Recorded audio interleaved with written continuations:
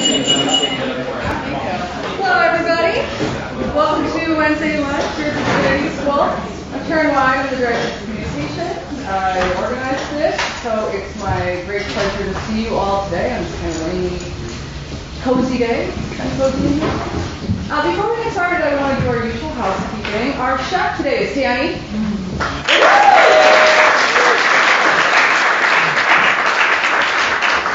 So Danny and the rest of the crew made this entire meal in that kitchen, which is the size of this table, from scratch. It's delicious as always. Thank you all. But we do ask you to clean up after yourself. So on your way out that door, you can put your garbage in the garbage. And we have a yellow soapy bag for your utensils. And if you can remember to just bring your cup or your mug or whatever and put it on the back table, it just saves the crew a little bit of cleanup time. You can also turn off your cell phone now. That would be appreciated. Are there any brief community announcements? America. Raising your hand, but it's also eating. I'll say one thing. If there are students who are looking for a place for Thanksgiving, if you're looking for a Thanksgiving meal, talk to me. Okay. Nothing else? Let me just Actually, just got the point. Anyone who's going to a RCL, we have an alumni reception you're welcome to. We meet with our alumni. That's on Sunday night from 9 to 11 at the Boston Weston place. Anybody else? Okay. I just want to remind you that next week, the 22nd, no lunch, so it won't be on the email. Don't show up. If you do show up, we can still buy lunch. We can sit and have lunch together. That's cool. I like meeting new people. But the week after that, November 29th, will be our last lunch of the quarter, and it's going to be a Dean's Forum with Professor Wendy Doniger. So you know it's going to be funny and awesome. Sign up in advance to make sure you go to it. Okay? So that's on the 29th. And now I'm just going to introduce our guest for today. I'm really thrilled and honored that our guest, Jeanne Bishop, could make it today. It's been a little bit of scheduling because she's so busy. Jeanne Bishop is a graduate of Northwestern's Medill School of Journalism and Northwestern University School of Law, and she's a felony trial attorney with the Cook County Public Defender's Office. She's also let me know she's on her way to jail right after this. So if anybody needs a ride, here at the Divinity School, she's been on our Divinity School Council since 2013, and she's been on the Marty Center's Advisory Board since 2010. She has a lot of different volunteer commitments that she does. I'm going to let her talk a little bit more about that. And in fact, I'm just going to turn it over to Jeanne, who's going to talk more about herself and the general topic of the day. So I'm just going to turn it over to Jeanne. Please join me in welcoming Jeanne.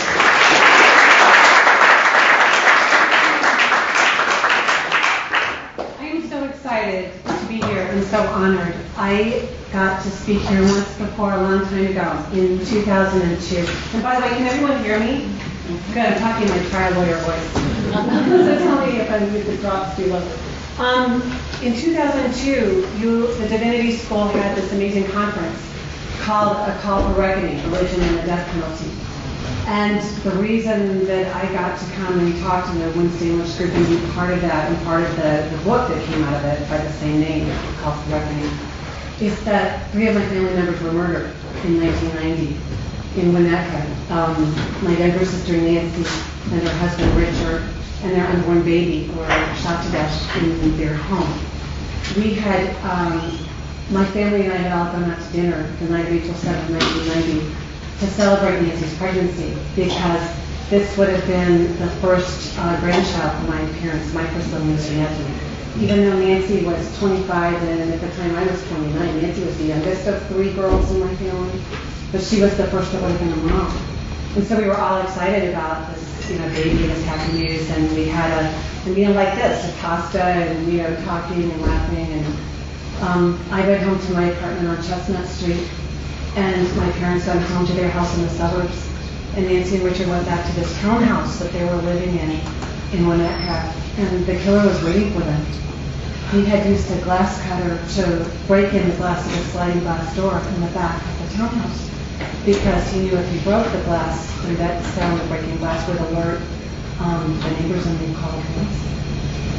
And so he had a .357 Magnum revolver that had been stolen a few days earlier, and it was loaded with 38 caliber bullets. And when they walked through the door of their home, he forced them at gunpoint to the ground and handcuffed my brother-in-law, Richard. Richard was a former high school athlete, 6'3", 230 pounds, but was incapacitated as soon as he was handcuffed. And then we just started bargaining with him. You know, I just offered him their belongings. Nancy had cashed her paycheck that day, and all $500 of it was found strewn on the ground. And at one point, he accidentally squeezed the trigger of the gun when something startled him. And they said, right, someone's going to hear that and call the police, and you should go. So we took them at gunpoint to the basement where I think they thought they were going to be, locked in or left there. But instead, he put the gun to the back of Richard's head and fired once, execution denied, and killed him in front of Nancy.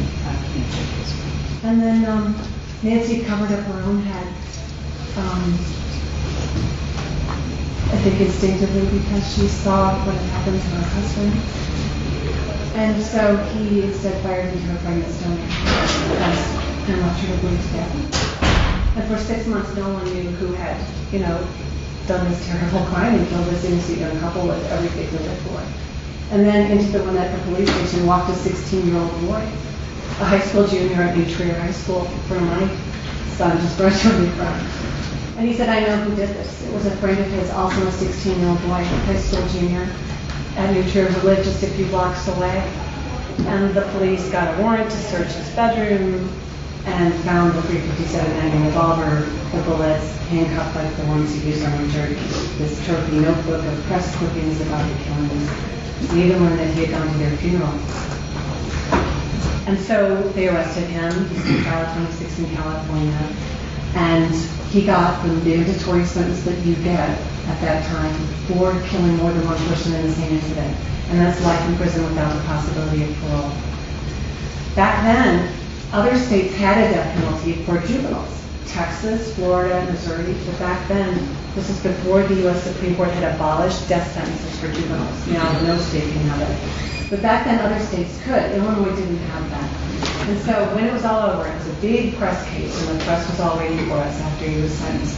And they wanted to know, aren't you sorry, aren't you disappointed that, he couldn't get the death penalty? And that was the first chance that I got to say no. Before Nancy and Richard were killed, I had all these rational reasons against the death penalty. That it doesn't deter crime, that it's more expensive than housing someone for life, that it's racist in its application, that it risks killing innocent people who are wrongfully convicted. And the conversations that you then get in with the proponent of the death penalty, then they would say, well, look, even if all that's true, if somebody killed your family members, you would want that person dead. And what do you say in response to that? There's no way you can know how you would feel until, something that awful really happened. And once it did, it made me even more against the death penalty. Because I saw that all it would do, it wouldn't bring Nancy and Richard back from the baby. It wouldn't heal me. It would drag me more towards who the killer was and away from who she was. This good and innocent person who loved life. And so, all I would do was dig another grave and shed more blood, and I didn't find that that was a good way to honor my sister. And the best way that I could think of to honor her life is to work against things that were violent and caused more loss of life. And so that was the first chance I got to say, no, I'm against the death penalty. So I got to come here. I got to come and speak about that, and there was a whole stellar constellation of people, E.J. Dionne, Justice Anthony Scalia, who spoke for the death penalty in favor of it, saying that Romans 13 says that governments have the power of the sword, and so they could use that against wrongdoers. And I spoke against the death penalty from my perspective as a murder victim's family member. And so it was this wonderful, opportunity. Sadly, Justice Scalia, who used to teach here at the law school from the late 70s to the early 80s, he died in 2016. But we abolished the death penalty here in Illinois in March of 2011. And the state senator, Kwame Earl, who took us over the finish line there, has 2 children who go to the University of Uchicago Law School. And he brought, there was a small group of us that were invited to come and see Governor Quinn sign the bill abolishing the death penalty. And he brought his 2 children, the 2 students from here, so that they could witness that moment in history. And I have one of the pens the governor used to sign hanging on my wall in my home. So, what did I want to do to honor my sister besides that? Besides that, I wanted to work against gun violence. Because there is no way that this skinny 16-year-old could have overpowered these 2 adults. My sister's a big, strong woman like me. And as I told you, my brother-in-law is a former athlete. There's no way you could overpower them without that gun. And guns are a lot on my mind, and I think everyone's mind lately, right? Because of all the gun mass shootings. I mean, I looked up a few statistics just on the last couple of ones. We all know the one about the church in Texas, right? With the officially 25 people, the authorities are calling 26 people because one of the victims in that shooting was pregnant. And so they're saying 26 people died. There's the Las Vegas killing with 58 killed, about 500 wounded. In June, there was the 49 killed at the Pulse nightclub, the gay nightclub in Orlando. And then the next deadliest was the 32 killed at Virginia Tech in Virginia. But we are almost getting used to these things. And I was thinking a lot as I thought about talking about guns here with you all, about all these like tiny connections of guns and issues in this university. The biggest proponent of having everybody carry guns everywhere all the time is a guy named John Locke, who taught at Booth and then at the law school for several years. He was kind of the public face of getting rid of gun regulation. Richard Posner, who's a senior lecturer at the law school, is a retired Seventh Circuit Court of Appeals judge who wrote the opinion striking down the very last concealed carry ban in the whole country. Did you know that Illinois was the very last of all the 50 states that said you cannot carry concealed weapons? And by 2-1 decision, the Seventh Circuit said you can't have an outright ban on concealed weapons, you have to allow them. And then I love that there's this crime lab, and I want to quote their mission. It's to design and test promising programs and policies to reduce crime and violence. And they've been an incredibly respected voice on gun violence. I don't know if any of you have seen their report on all the murders in Chicago in 2016, but you remember that was the year that we had like 762 people killed. That was more than LA and New York combined, our murder rate that year. And Father Flager from St. Sabina's organized this march where people carried heavy wooden crosses down Michigan Avenue on the last day of the year. And me and my 2 sons were 3 of those people carrying those crosses. So this has been on my mind a lot. And I wanted to talk about guns here because I want to think about whether we can think of guns as a moral and existential and even an issue that religion and the study of religion should address. I was driving into the parking garage at my courthouse. I work at the Skokie courthouse. And there was this truck pulling in front of me. And there's a bumper sticker on it that said, America, God, guns, and Gus. And I'm thinking like, God and guns, like how do those 2 things go together, right? And so I started looking into it. There's this interesting Washington Post piece from a couple of years ago. And this is, a question of, is gun ownership Christian? And they did, research showing that 57% of white evangelicals live in homes where someone owns a gun. And even after the slaughter of 20 children in Newtown, Connecticut, most white evangelicals, 59%, still oppose more restrictions on gun laws. And so some of their reasons is that the Second Amendment is approved by God, that the Constitution, the authors of the Constitution were acting under the guidance of God, and so therefore the Constitution itself is inspired by God, including the Second Amendment. There are people like former Texas Governor, and now the Energy Secretary, Rick Perry, who think that only prayer can conquer gun violence, that that's something you just got to pray about, you can't really legislate. And then finally, that they think that, curbing gun ownership is like a gateway to curbing other rights, that if you curb Second Amendment rights, then you'll curb our First Amendment rights to worship the way we want, and therefore you can't have any regulation of it at all. And then there's this wonderful sightings piece that Marty wrote. I got to see him at dinner last night. and got his permission to quote him on this. But as somebody who's on the Marty Center Advisory Board, I love, I'm a regular reader of sightings. And after the carnage at the Las Vegas shooting, Dr. Marty wrote about this in a piece called Souls and the Guns of America.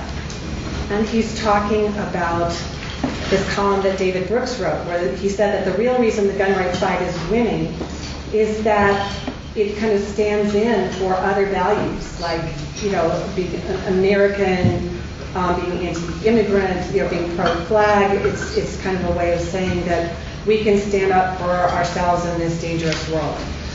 And Marty said at the end of that Brooks is right that the gun issue won't be addressed while the culture warriors dominate, but it must be addressed. That's what Marty said, guns must be addressed. So there's two striking things that I noticed as I'm thinking about guns and reading about it. One is, did you all see the Onion headline that said, "No way to prevent this, says only nation in the world where this regularly happens," right? And the other was the Sun-Times cover, 2 days after the Las Vegas shooting. Did you all see it? It's this full-page picture, and it's mostly black, but it's people running away from the bullets. And a caption written on top of that picture. And it said, "Are we sufficiently horrified yet? Will we now finally do something?" And of course, for a while there was talk of maybe we can do something about the bump stocks that caused the bullets. If you all, did any of you hear, did you watch any of the video where you can hear the audio of it? Just going, right? And that's where I think that religion does have a voice in all this, because I think that religion in so many forms stands for this idea that every human life is precious. And something that can go and destroy and mow down human beings, can maim them, can wound them, can paralyze them, can snuff their lives out, is a profoundly moral issue. And so the conference that you all had here, I'm going to go back to that, and then I'm going to open it up to your thoughts and comments.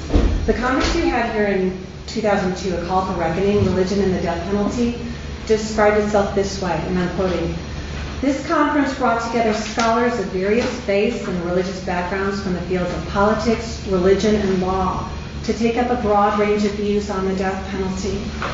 And that was true. I mean, we had scholars from all different faiths. We had at this conference Frank Keating, who was the governor of Oklahoma, who was the governor when Timothy McVeigh blew up the federal building in Oklahoma City and killed 168 people. We had Beth Wilkinson, who was the prosecutor that argued for the death penalty in that. We had in the symposium Governor Cuomo, who had basically, de facto abolished the death penalty when he was the governor of New York by refusing to allow executions to go forward. And we had people like me who, spoke against the death penalty from not only my own, faith perspective, but also from my perspective as a murder victim family member. And so I think it's time that we have another Call for Reckoning conference at this divinity school. And I think it should be a call for reckoning and all these broad range of voices about guns. So that's my little commercial for that. I think it would be fascinating. I think it would be important. And I think that, invite John Locke. Invite me, invite, the people that from communities that are struggling with this. That's my wish. So, how much time do we have? Plenty of time. We have plenty of time, good. Because the best part of any time I get to talk to people is when I get to hear what you think. I know very acutely that I am the least smart person in this room. I am a room full of people smarter than me. So I would love to hear, your thoughts about anything, about guns, conference, death penalty, public defender, anything. Yes. As maybe the token evangelical in the room, I wanted to maybe just present a little bit of, I think, that perspective.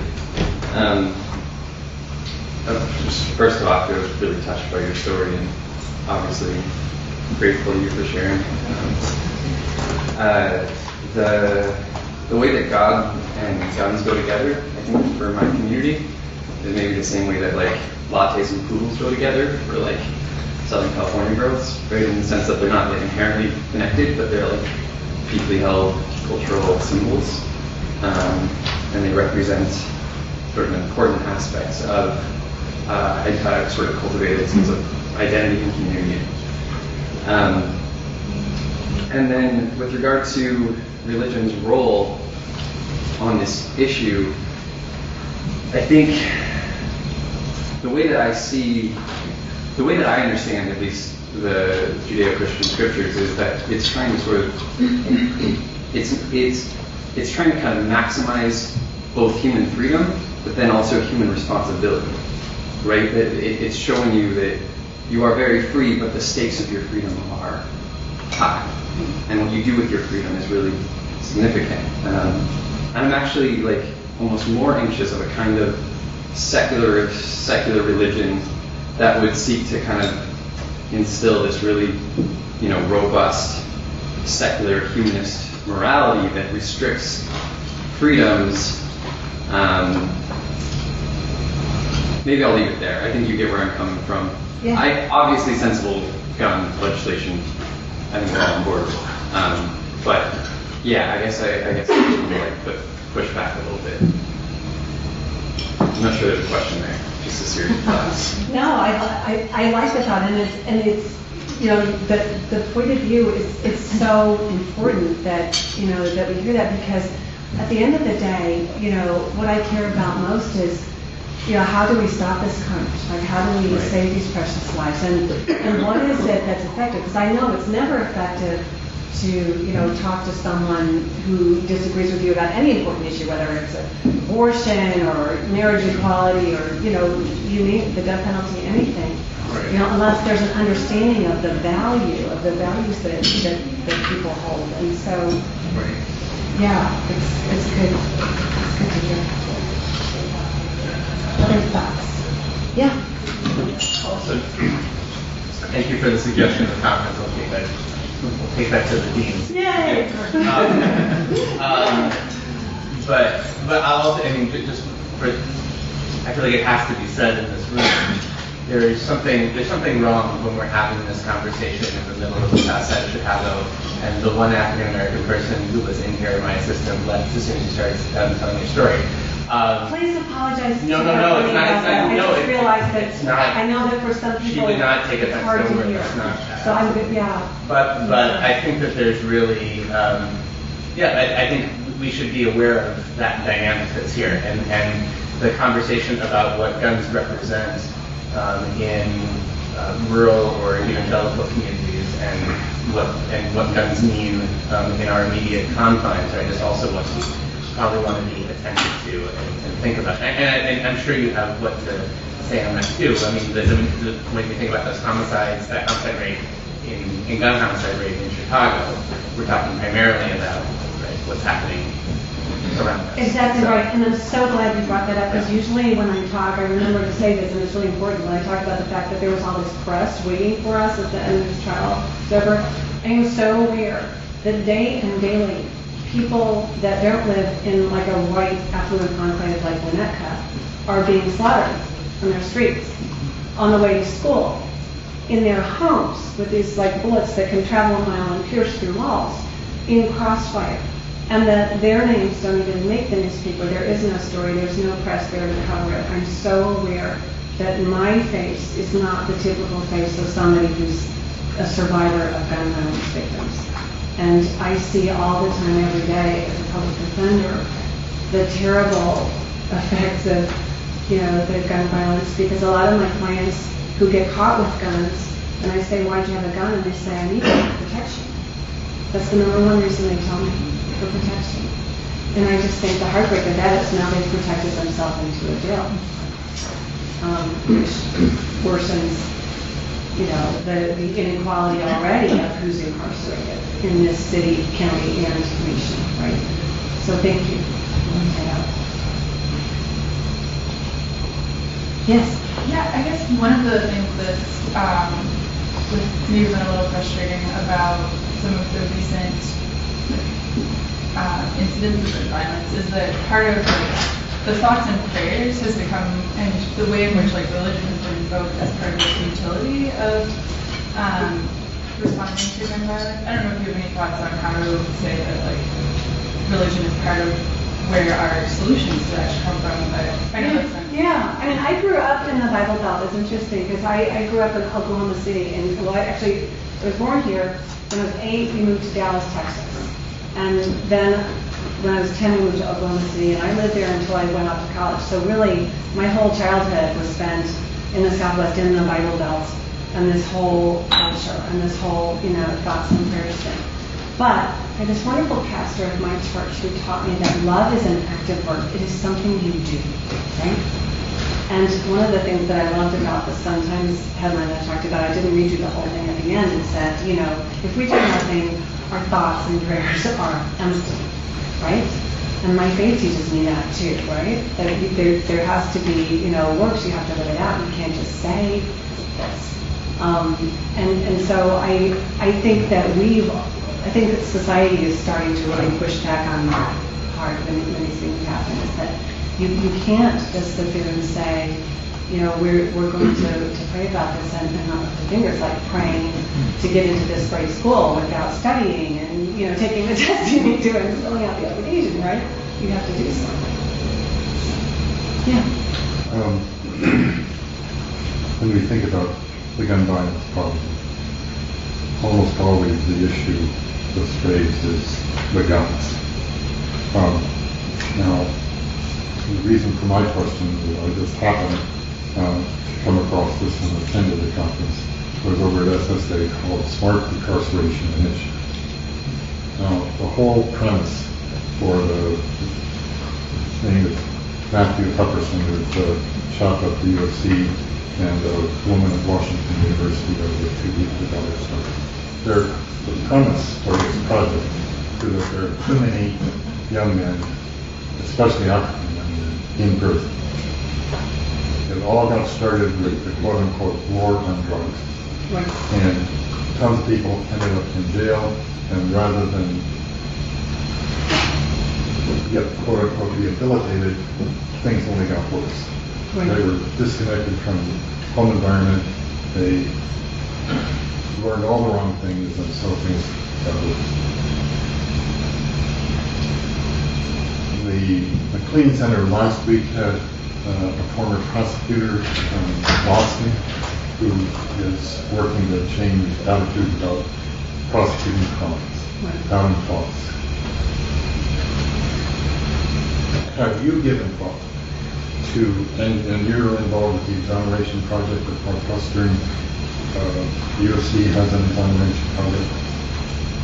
Have you given thought to what these projects could do to dramatically reduce the number of people in prisons and begin the process of changing the environment in which they come, because we're aware that they shouldn't be there, and our task actually is to try to set up rehabilitation programs. It's kind of a long question, but I'm getting really frustrated because I know the NRA has complete power. I mean, they're not going to let anything change the law with regard to guns. So if we can't figure out another way to attack this problem, we're all just going to be dead pretty soon. Yeah, it's really interesting. So we have a wonderful senator now, it's Tammy Duckworth, but before her, the person who had that seat was Mark Kirk. And when we used to have a ban on assault weapons under Bill Clinton, right? And the mass shootings went drastically down. The numbers now are shocking compared to what they were when we had an assault weapons ban. And what happened though is that ban was going to automatically expire. That's how they were able to get it passed through Congress, since there was an expiration date. So all the Congress had to do then was take a vote up or down on whether to renew it. And the Republicans, Speaker of the House, would not call it for a vote. And so I went and had a meeting in Mark Kirk's office and said, could you just ask the Speaker, who by then I think it was Dennis Hastert actually, who was the Speaker, could you ask him to just call it for a vote, up or down, I'm not even asking you to vote for it. I'm not even asking you to co-sponsor, the bill to continue it. Just ask him to call it for a vote. And Mark said, no, I'm not going to do that. said, why? And he said, because the NRA is more powerful than Al-Qaeda. Right? So, and some people will push back on that and say, oh, they don't get as much money as the hospital industry or this and that. It's not the money. It's that their voters are single issue voters. And they are so motivated. Every time I go and talk about guns, I'm surprised they're not here. There's usually a whole bunch of people in the back of the room with signs that say, guns don't kill people, people kill people, and stuff like that. And so, what do we do? One of the things that I love that's happening right now is that the Newtown families, the New York Times just wrote about this, I don't know if anybody else saw this, but the Newtown families are advancing a different theory of negligent entrustment, which is, you can't give a gun to a toddler, right? You're negligently entrusting to someone who's going to hurt people with it, either hurt themselves or hurt other people. And so they're saying that these weapons, these AK-47s, these AR-15s or whatever, these rifles, these, glass stuff like that, it's all designed to kill the maximum number of people as quickly as possible. And you can see how well it works. I mean, one guy, 58 people. It only took him 10 or 15 minutes to kill 58 people and wound 500 because, of this thing. And it's actually moving forward. Usually these things get shut down by the courts. So I'm highly encouraged, that I think people are starting to say, why can't we do something? We can't. I'm really interested to see what, I'm really encouraged by the elections that we just had, and I'm hoping that, that trend will continue. People will just say, Yeah. Thank you so much for sharing your story. What's really striking to me about this debate in particular is that both sides, I think more so than other issues, tend to have really similar rhetoric. Like they talk about the need for protection on both sides, and maybe just perceive the threat as different. So I'm wondering if you have a sense, aside from legislation, where protection might be able to come from for these communities that are most vulnerable. That is such a great question, and I'd love other people's thoughts on that. There was this great piece, I think it was in the New York Times Magazine years ago, where a guy who lived in kind of a dodgy neighborhood in New York, and he would walk home from work, coming off the subway, and there's always this group of kind of menacing-looking teens on the corner in front of this store. And so what he'd do is he'd just kind of cross the street, and he'd walk down that way just to avoid them. And after a while, he thought, well, why should I, do that? I'm going to get a gun. I'm going to pack a gun. And so he found that instead of avoiding them, that he would kind of walk by them, kind of through the middle of them, kind of look challenging at them, And then he started thinking, oh my God, I'm doing behavior that is going to incite someone to end up one of them. And I don't need to do that. So he kind of thought his way out of it. That's just one person. But the question you're raising is, how do you make a whole, community feel safe? And I almost feel like it's not all hands on deck kind of approach, right? I mean, I know I'm speaking to people of different faiths here, perhaps, no faith at all. I'm a Christian, and so, I grew up with this story about Jesus saying, follow me, I'll make you fishers of men. And I always thought of one guy sitting there with one fishing pole in the line. And it's not, it's the net, where you have all these people that have to hold their hands on this net to pull these fish out of the water, right?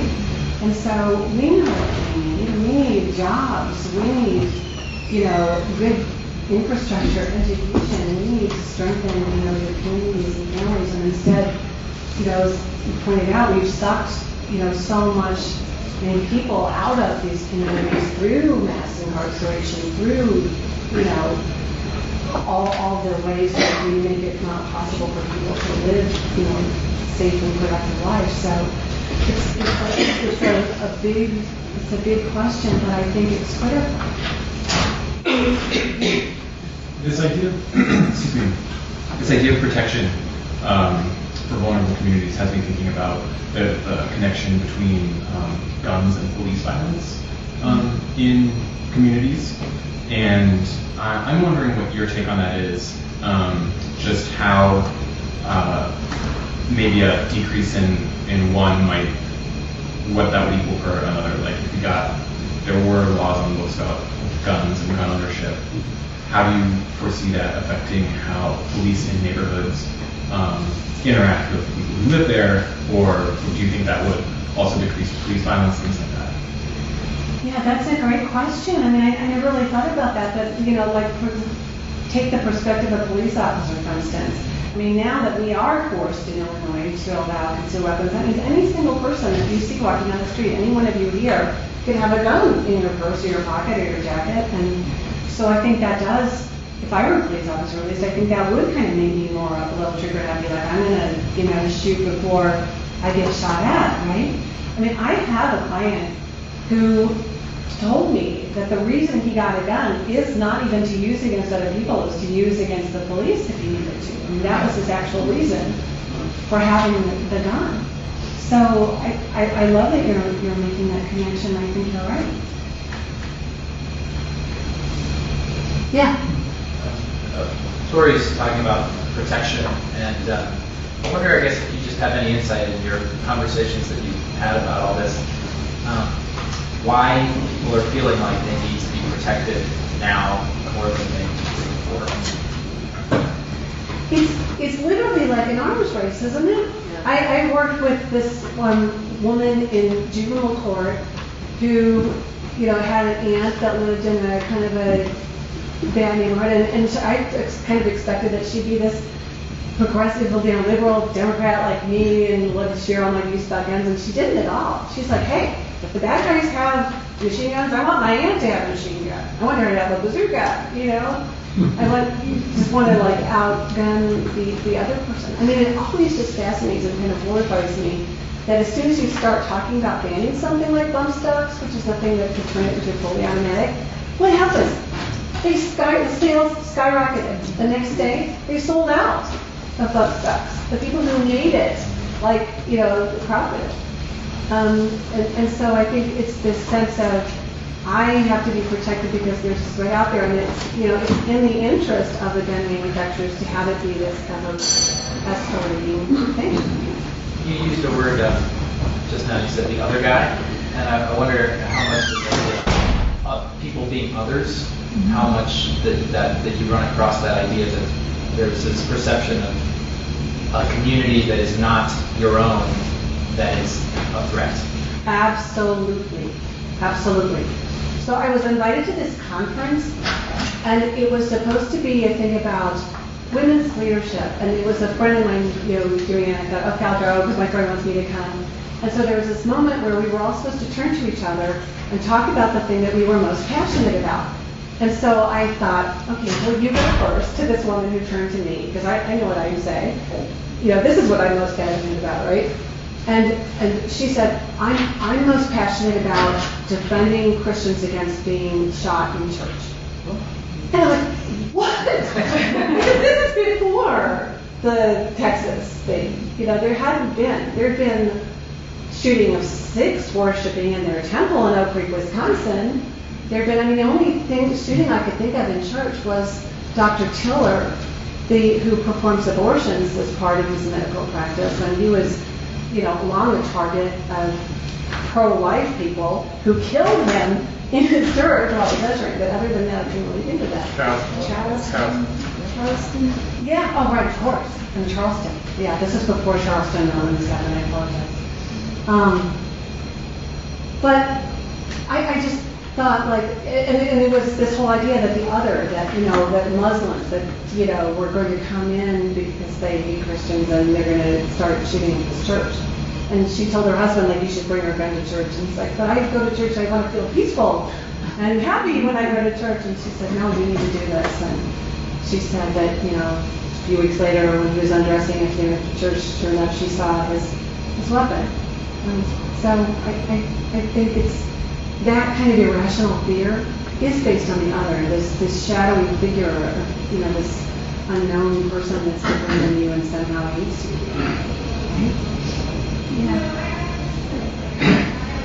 As a non-religious person, it's difficult for me to see how, especially from a Christianity point of view, religion can feel all in opposition to carrying a gun.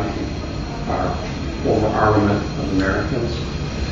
When the Bible talks about an eye for an eye. So in a group of religious, and assume many religious people, I'd be interested in how people get past that. Because I think some of the self-protection rhetoric that we hear, I would suspect that people would fall back on that. Well, in the Bible it says, so I'm going to arm myself.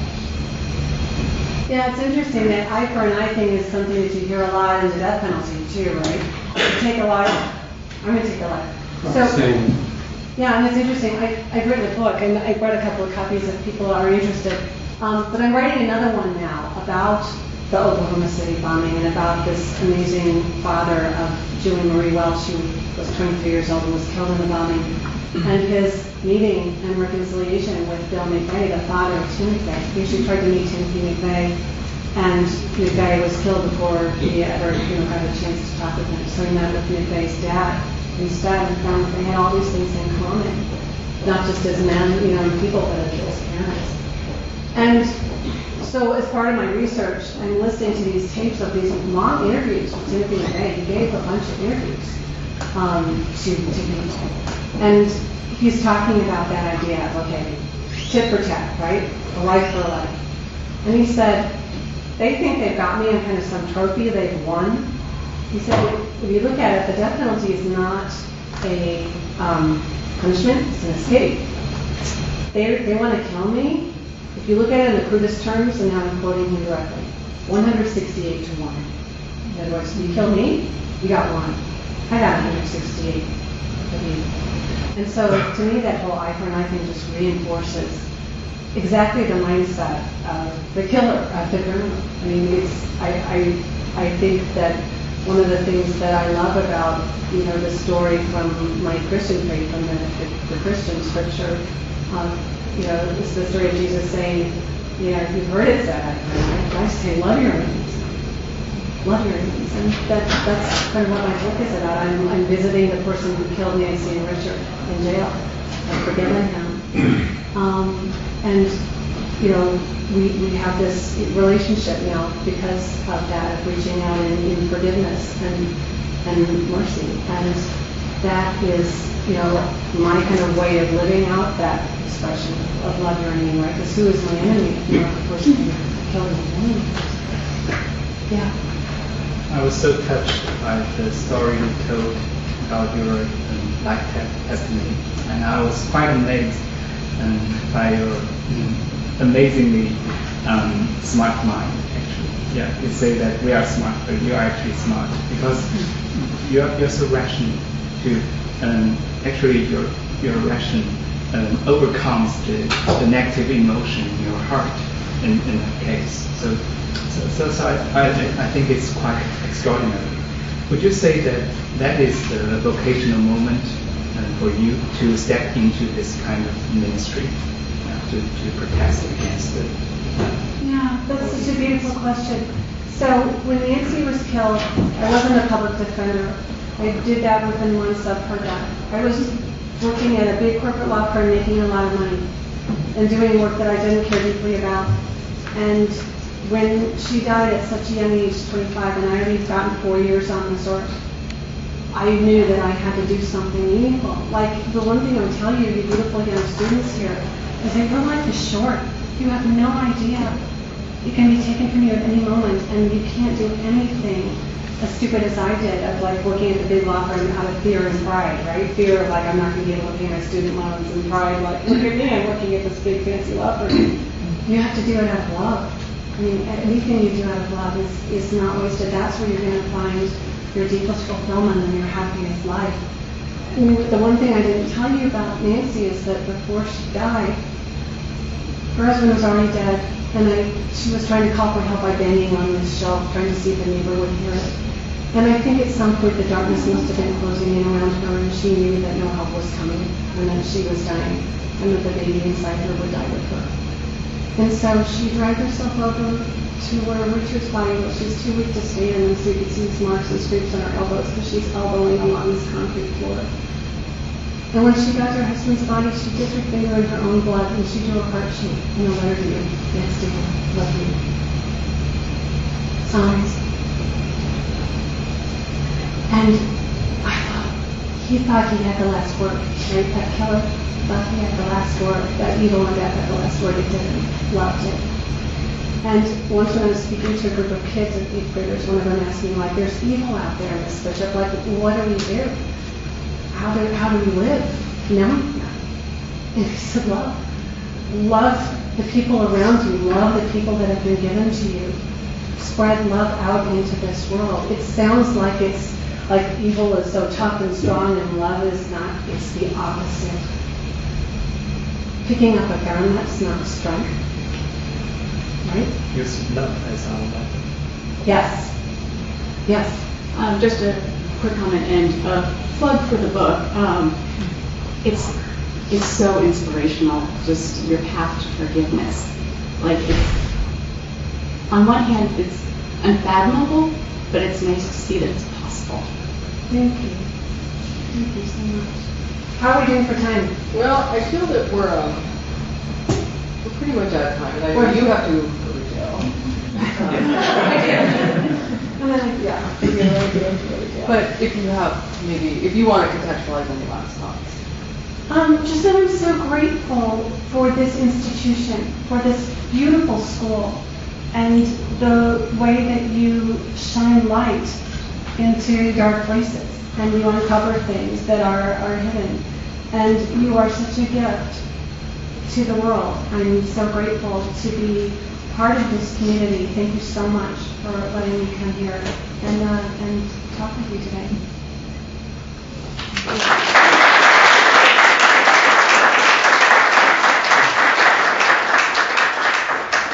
Stay for a few minutes. We have a few books if you want to purchase one. The library has this book as well. But thank you all for being here. Thank you, Dee. Thank you.